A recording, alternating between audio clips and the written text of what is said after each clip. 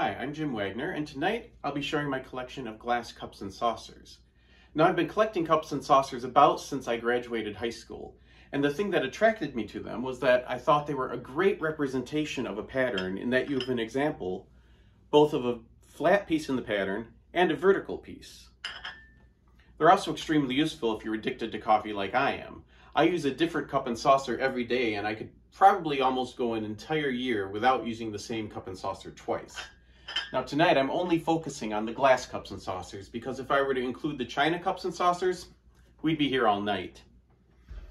Now before I begin, I want to briefly cover the evolution of the cup and saucer. They're not quite sure when the use of saucers first began, but they think it began in China.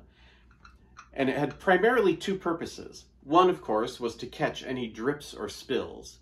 The other was to give you something to hold on to so you didn't burn your fingers from the hot cup. Now you might ask yourself why that would be a problem, since that's what the handle is for. Well, traditionally, cups did not have handles.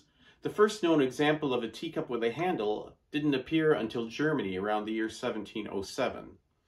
And it took some time for that to become the norm. Now here I have an example of a cup and saucer from the mid-1800s. Now you notice how deep the saucer is. That's because around the mid to late 1700s, it became the fashion to pour your tea into the saucer. The wider surface area allowed the tea to cool faster.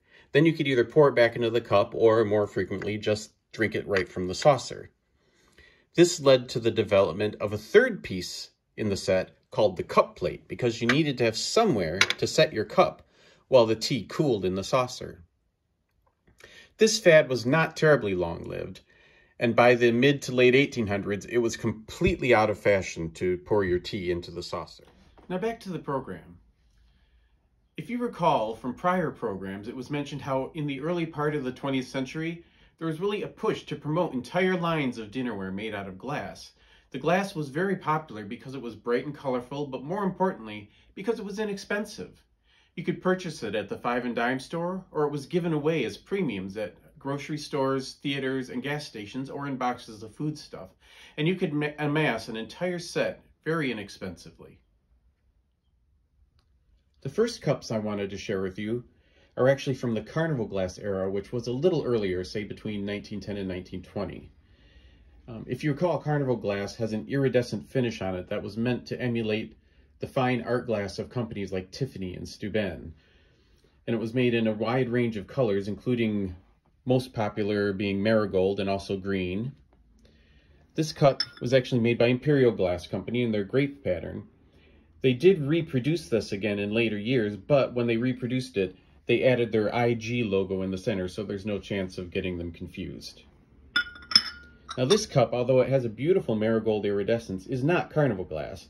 This is actually the Iris pattern by Jeannette Glass Company, and it was made several decades later. One company that began to produce an entire line of dinnerware in the 1920s was Tiffin Glass Company with their intricate flower garden and butterfly line. They introduced this as dinnerware, plus numerous decorative items and dresser items.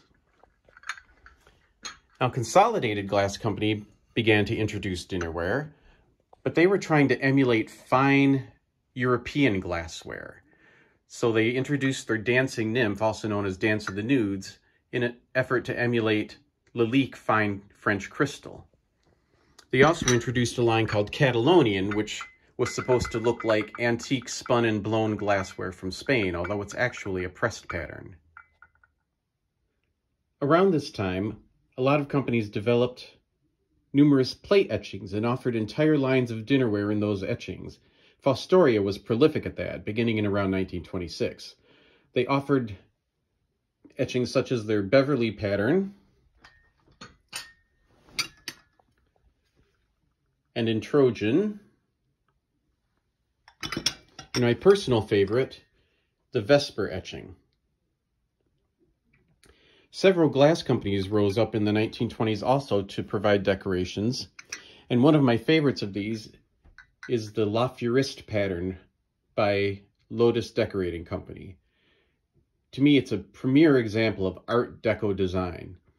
And I've always been fond of Art Deco, so collecting cups and saucers provided a great opportunity for this, as several companies decided to be innovative and create interesting handle designs on their cups.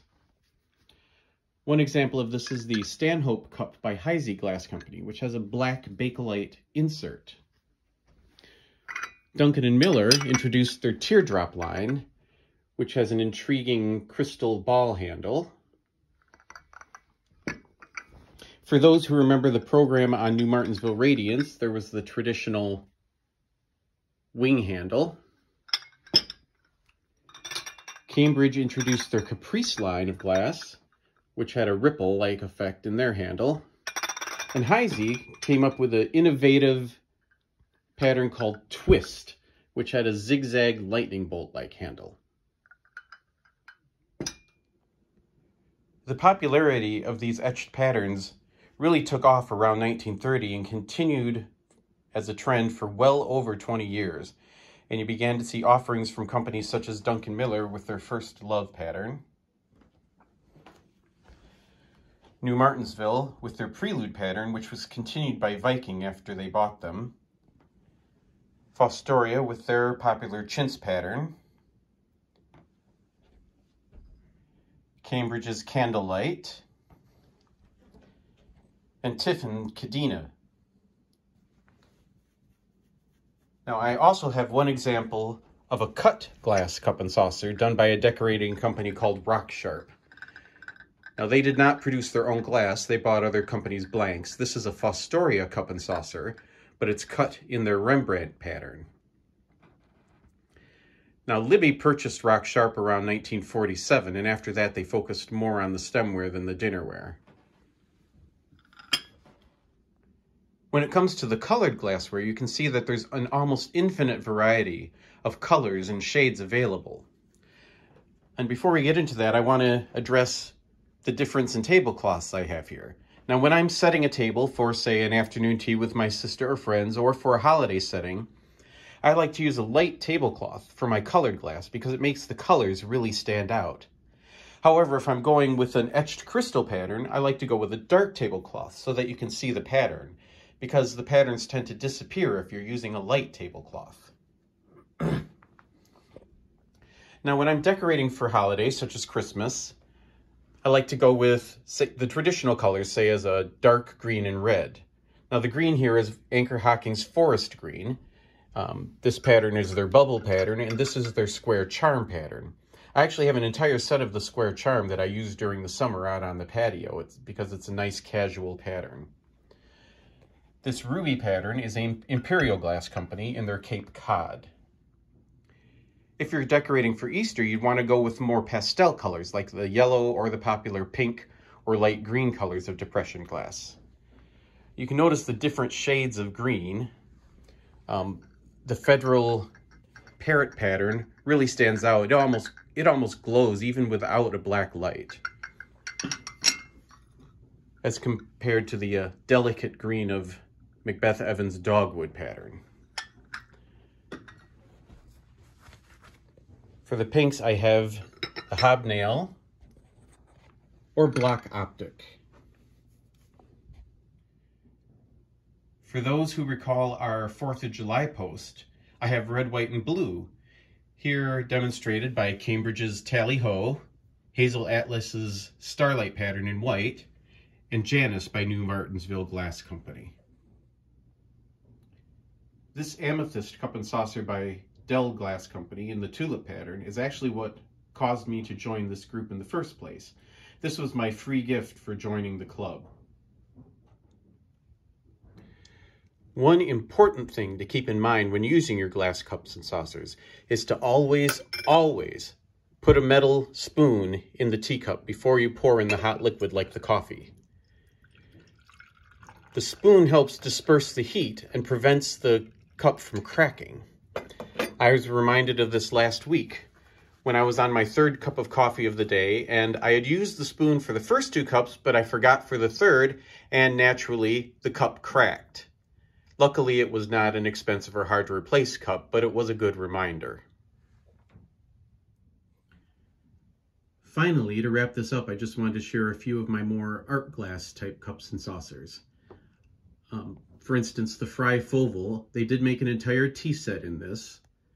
with the applied jade handle or applied Delft handle. Fenton's Emerald Crest pattern with the signature green edge. This unusual cup and saucer is Peach Blow by Gunderson Pearpoint. And to finish off, I have my Steuben Aurine cup and saucer. Now honestly, I do not use this cup and saucer because I do not want to risk putting hot coffee in this one. I hope you've enjoyed this presentation, and I look forward to seeing you all again sometime soon.